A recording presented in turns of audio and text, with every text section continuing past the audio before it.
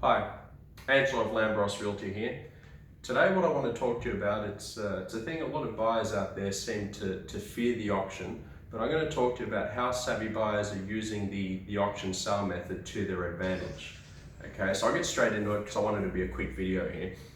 What you've got to understand, there's three types of buyers. There's the inexperienced buyers, there's the experienced buyers, which are the savvy buyers that I'm referring to and will use as an example for this video, and there's obviously the intermediate. So they're the ones that have transacted real estate before, aren't as experienced, maybe do it once every 7 years, mums and dads, business professions, that sort of thing. So generally speaking.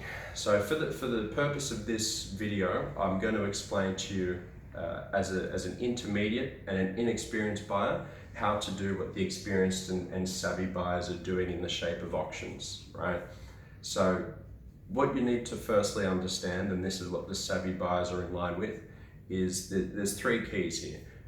Generally speaking, when a property goes to auction, it's going to be 5 to 10% under what a vendor is willing to accept. Okay, rightly or wrongly, that's how the auctions are being held. They're held in such a manner to encourage competition, to get people there, get them bidding, and then when it sells above the guide that's been quoted, the agents can therefore promote, wow, look, it sold 200,000 above reserve, blah, blah. Okay, so you need to be, and don't get me wrong, not all auctions are run in such a manner, majority are, right? So they're aware of that. So savvy buyers aren't taking too much notice of the price guide that's being quoted to them. They're looking more at the comparable sales and whatnot. The other thing the savvy buyer understands is the auctions now that offers over have now been, they're illegal, so you can't use the offers over price guide method as of 2016. That was crunched out by the Department of Fair Trading. Agents are using the auction system as a means around that. So that's what they're doing there.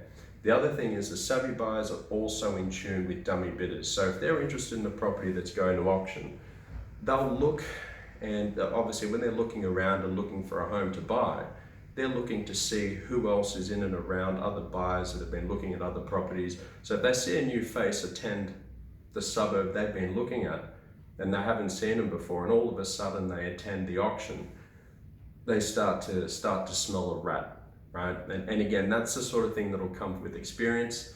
And dummy bidders generally come in the form of they're by themselves, don't really have a family with them, and generally speaking, when we're talking dummy bidders, they're quite easy to spot out for the experience there. So there's the few things they look at. Now, for the case of this example, I'm going to use property address 6 John Street, Chippo. Okay, it's going to auction with the price guide of 1.5. Now the savvy buyer is interested in this property. Okay, the price guide they've been given is 1.5. But if they look at the comparable sales have been ranging anywhere between 155 to 1.6, thereabouts. Okay, so what would a savvy buyer with a budget of 158 do in this scenario? Okay, step one, they would get as much information as they possibly could from the agent. Why is the vendor selling? A lot of what's being said they'll take with a grain of salt, but they'll also ask, can you please provide me comparable sales? They'll try to get as much info as they possibly can, and showing their genuine interest to the agent there. Step two, they'll be conducting their own independent research, and they've already done that. Okay, so that's the sort of thing they'll be looking at. They will then engage their solicitor. So they've got a good solicitor working alongside them, reviewing the contract, ruling out any teething problems, going back to the vendor's solicitor and saying, look, can we please revise and fix this prior to auction, right? Then what they do is 2 to 3 weeks into the campaign, they'll be in constant contact with the agent there and asking for feedback, how's it trending? Then they'll put forward a pre-auction offer. Okay, and the pre-auction offer will be an attractive one. It'll be one that's going to be within 5 to 10% within that quoted range, right? So they'll come in with an offer of $1,576,500. So it looks like they've exhausted every last dollar, right? So they're not using an even amount that looks like, all right, well, sure, you can offer more. So something that's very attractive to the vendor, or should be very attractive to the vendor. Now, as a result, one or two things happen. They buy the property, satisfied, they don't have to go to auction, and they bought it within their budget. Could have gone above it had it gone to auction, but the vendor didn't want to take that risk.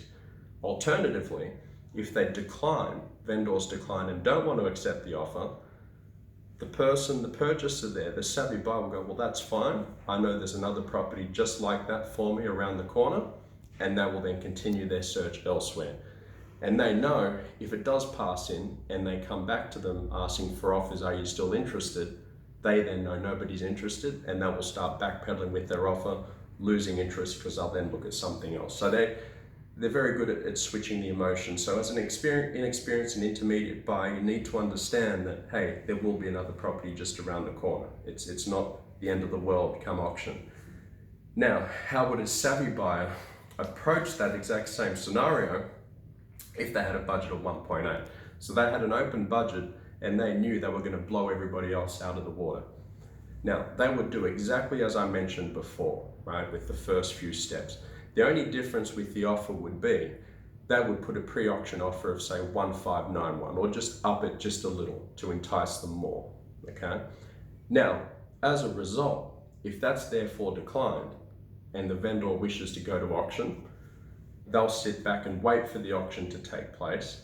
Neither the vendor, agent, nor auctioneer have any idea how much money the buyer has there, which is a budget of 1.8. They'll wait for the auction.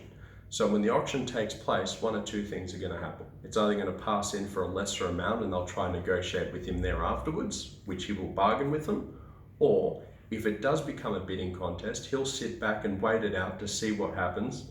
If it hits a 1,595, that's when he'll then jump in to try assert their authority, he or she, at say a 1,610 to show I mean business, back off, to sort of intimidation tactics there. So let's just say, for argument's sake, a bit of toing and froing, auction ends up selling for 1.65. I'll just keep it round numbers for this example.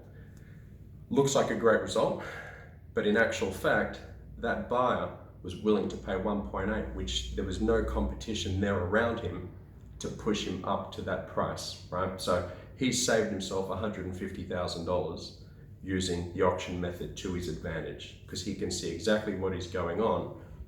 He or she is the one that's calling the shots, contrary to what the seller and agent may think that, hey, we've got this under control, it's an auction, anything can happen on the day.